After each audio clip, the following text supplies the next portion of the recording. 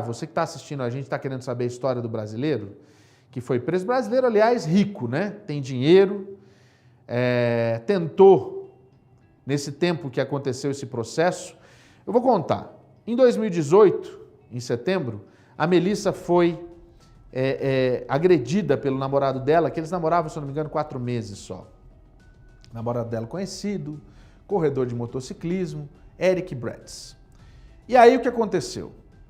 Ele simplesmente estava agredindo ela inúmeras vezes, e nessa agressão, por final, ele acabou com o rosto dela, agrediu ela absurdamente. Ela conseguiu chamar a polícia foi e prendeu ele. Ele pagou a fiança, deixou o passaporte dele para que ele não pudesse voltar para o Brasil nem sair do país e aguardou em liberdade esse processo.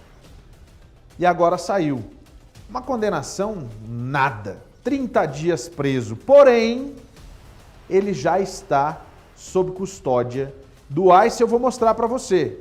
Aliás, ele não está sob custódia do ICE, Paulo. Ele está preso, cumprindo a pena, mas já existe o pedido do ICE. Eu vou mostrar isso para você. Para você não achar que eu estou pegando carona, não. Tá lá nos recordes. Isso aconteceu na Flórida. Você não se lembra? Eu tenho a imagem dela para mostrar aqui, ó, olha só. Olha que menina linda. Ela e esse bandido. Olha como é que ficou o rosto da Melissa, que depois de um tempo teve coragem de ir lá e falar sobre esse canalha condenado pela justiça. O nome dele é Eric Bretz. Olha só como é que ficou a cara dela. Ele arrancou os cabelos dela, uma discussão absurda. Mas vamos fazer o seguinte? Você está vendo as imagens de como ficou, ela fez as fotos, ela foi até a polícia, ele quebrou um móvel com ela. Não foi que ele foi e quebrou o móvel, ele jogou ela contra o móvel. Mas vamos fazer o seguinte, Tony, traz a Melissa aqui contando pra gente a versão dela um pouco. Você que está em casa, que não se lembra, não ouviu, o depoimento é forte. O depoimento dessa menina é forte. Mas é muito bom para a gente sabe fazer o quê? Fazer com que as mulheres acordem para a vida e que isso não é amor. Denuncie. É isso que tem que ser feito. Demorou, mas a justiça veio. Eu confesso que eu não gostei muito desse final, não, sabe? Desse desfecho. Eu não gostei, não. Merecia muito mais. Mas enfim, a gente não é justiça, tá feito. Vamos ouvir então a Melissa, traz aqui, Tony, vamos lá. Ele hackeou meu celular, eu não fiquei sabendo.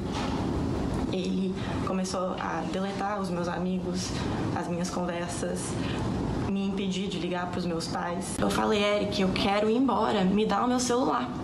Eu tentei pegar o celular da minha mão e ele fazia uns movimentos bruscos, ele tirava minha mão, ele começou a bater minha cara no chão, me puxou, pegou meu cabelo assim, me arrastou pelo chão, pegou uma garrafa de soro, bateu na minha cara e ele me colocou entre as pernas dele, começou a me estrangular e ele deixava o soro cair na minha boca para eu não conseguir respirar.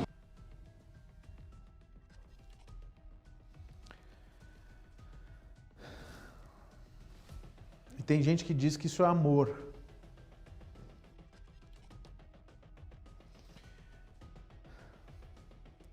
É impressionante, faz 2 anos isso, mas você vê o depoimento dela, é impossível você não se tocar pela dor. E a coragem dessa menina de vir aqui falar sobre isso, isso em 2018. Apareceu no Fantástico, no Repórter Record, no SBT, em todos os lugares e também na CBTV, quando eu estava no ar em 2018, na CBTV. Agora presta atenção, porque ela, durante essa discussão que ela relatou agora aqui, ela gravou um trecho dessa discussão.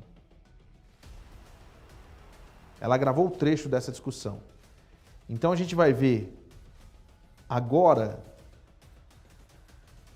o áudio de parte dessa agressão e a justificativa desse canalha. Põe no ar, Tony, vamos lá.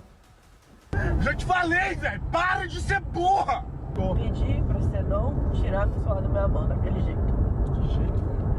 Eu já falei. Eu pedi pra ver, você não deixou. Quando eu pedi pra ver, você me dá. Você não aceita um homem que tem mais dominância que você. Isso eu não Não é aceito. dominância, Você acha que você você é o tem homem. medo. Você acha que você é o homem da relação. Mas isso não é, você é uma mulher, velho. Tem que aceitar Mano, isso. você não...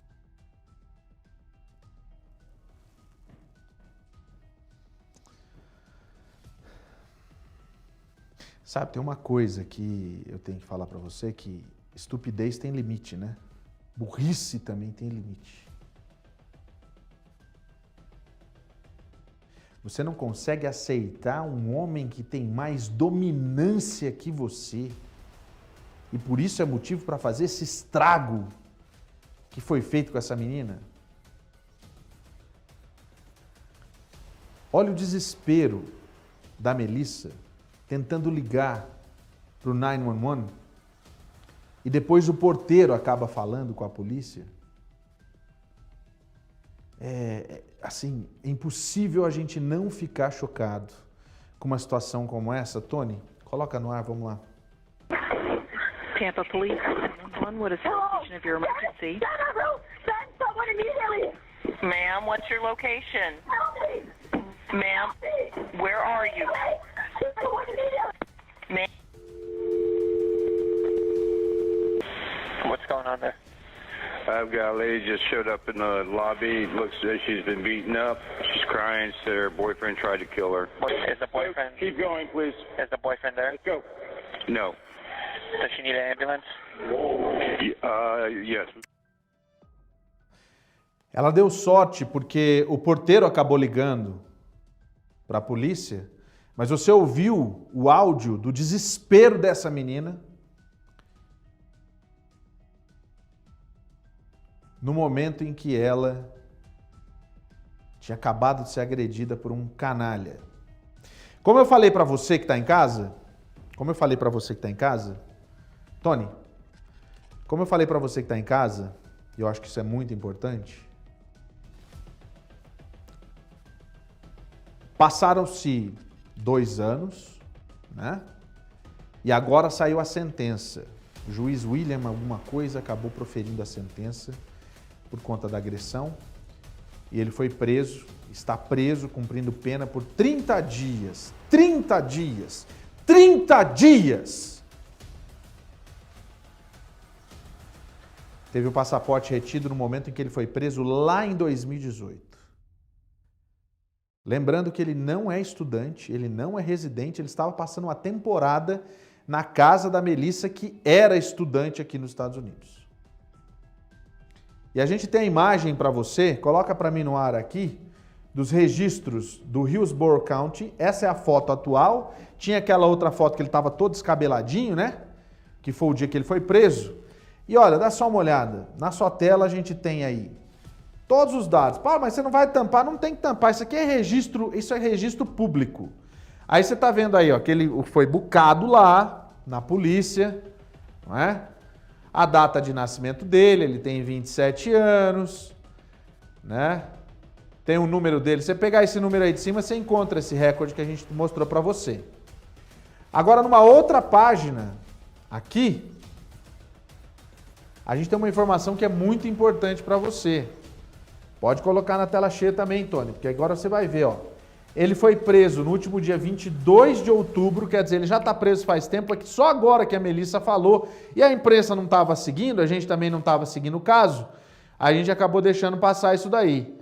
E no quadradinho de baixo, ó, isso aqui é o endereço dele, ó lá, 800 Twiggs Street East, foi onde ele foi preso. Ele tá preso. O status dele é esse, vamos colocar aqui, vou mostrar para você, ó. O status dele é in jail, quer dizer, na cadeia. Tá curtindo, desde o dia 22, tá curtindo um beliche de ferro bacana. O juiz retirou a fiança. Falou, não tem fiança, amigo. Não tem fiança, você vai cumprir esses 30 dias. Só que holds ICE Federal. Tá vendo aqui, ó? Essa é a informação. Depois que passar essa situação, Ó, se não conseguiu ler, coloca em tela cheia, Tony, para as pessoas verem aqui embaixo. Vai aparecer embaixo da sua tela. Aparecer embaixo da sua tela. Tá? Tá vendo aí? Tá escrito ICE Federal. Presta bem atenção. Ele saindo, e aí eu não sei se essa situação com ICE é boa ou não é. Porque ele saindo, ele já vai ser deportado. Só que aí eu já não sei o que pode acontecer no Brasil. Como tudo aconteceu aqui, talvez lá ele vai ficar livre, leve e solto, como aconteceu com Danilo Malandragem, né? Como aconteceu com tantos outros. A produção briga comigo, você vai falar do Danilo.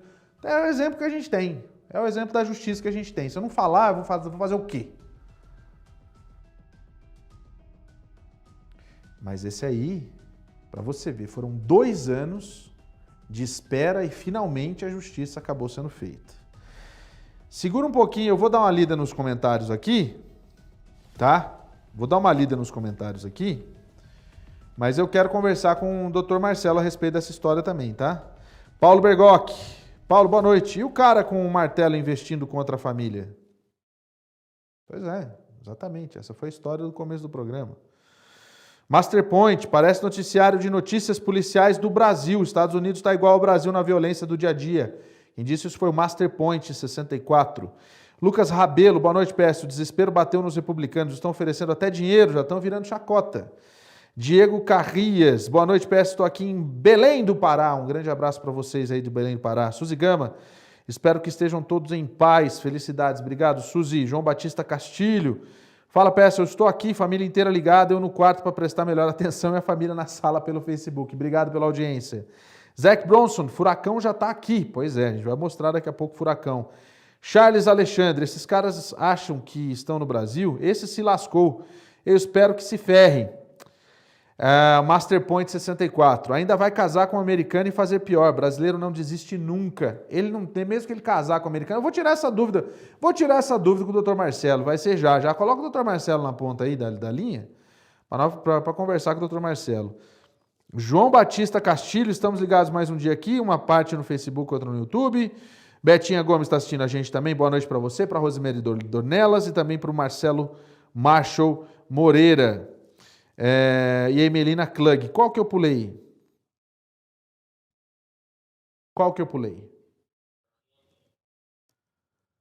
Joaquim André, gente. Onde está o Joaquim André?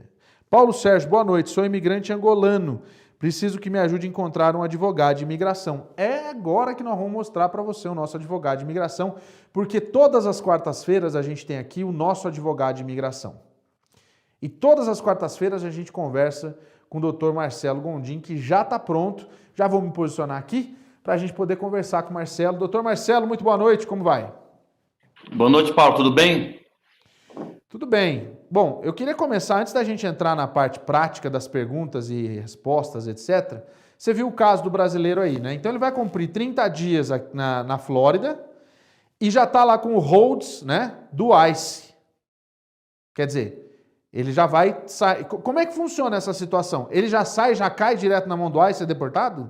Ou ele pode lutar pelo caso dele? Ele pode ficar aqui? O que acontece? Ele vai ter a oportunidade de lutar ainda para não ser deportado, de acordo com as defesas que ele pode apresentar tecnicamente no caso de deportação, mas o Serviço de Imigração tem uma coisa muito grave contra ele, que é ter sido condenado por um crime de violência doméstica. O que ele fez foi violência doméstica. Os 30 dias de sentença realmente foram um absurdo, mas mesmo assim a convicção, ou melhor, a condenação por um crime como esse já é um grau separado de deportabilidade. Então, ele vai ser deportado. E até porque agora uma dúvida que surgiu, que algumas pessoas acabaram perguntando, doutor Marcelo, é o seguinte: ele foi preso, aí ele deixou o passaporte. Durou 2 anos. Ele recebe alguma autorização para ficar aqui nesse período? Bom, ele vai para a corte, né? No caso, a corte de imigração. É isso que eu estou falando. Na realidade, ele foi preso, pagou a fiança. Aí até chegar nessa corte que decidiu isso daí, ele ficou aqui. só que ele já não tinha mais status. E aí, o que acontece? Ele pode ficar, ele podia ficar? Como é que é para explicar quando param ele assim? Não, veja bem, aí a gente tem que separar o direito local, estadual, e o direito na parte de imigração. Então, quando a pessoa comete um crime local no estado, como esse, e é condenado, ele pode até pagar fiança, antes do julgamento ou depois que cumprir a pena, mas o ICE tem um hold. O hold quer dizer, não libere ele na comunidade. Assim que cumprir o tempo, ou que ele prestou fiança, se não tiver sido condenado, ou se já acabou de cumprir o tempo, o ICE já pega ele antes de ele sair para a rua e já coloca ele em outra detenção, não pelo crime, mas por ele ser agora um imigrante perigoso.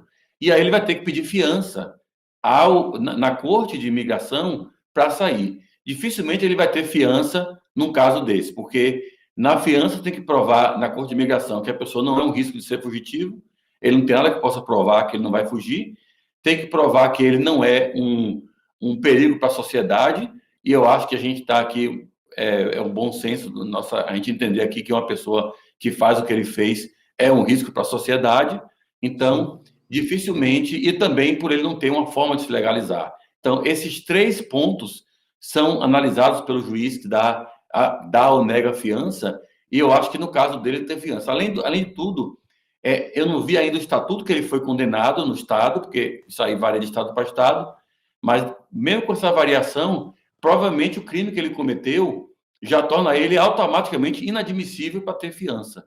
Então, mesmo que o juiz quisesse, não poderia dar fiança a ele. Então, o que eu posso dizer que deve acontecer com esse sujeito ele vai ter um processo bem rápido na corte, porque como ele está detento, né? Ele vai ser rápido esse processo na corte, quanto que eu falo, corte de imigração. E o juiz vai ter que dar para ele um prazo para ele aplicar algum tipo de defesa para não ser deportado. A única coisa que ele poderia aplicar, que poderia talvez evitar a deportação, seria asilo.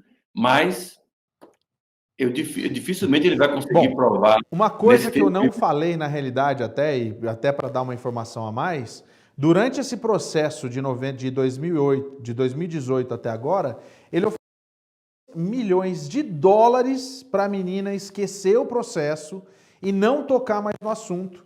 E ela claramente disse que não, né? Ela claramente disse que não. O que foi? Eu não ouvi, que falaram comigo aqui, só um pouquinho. Ah, então olha só. Essa parte falhou aqui, Paulo. Então, foram 2 milhões de dólares que ele ofereceu. 2 milhões de dólares que ele ofereceu para ela ficar quietinha nesse período entre 2018 e agora o resultado dessa audiência.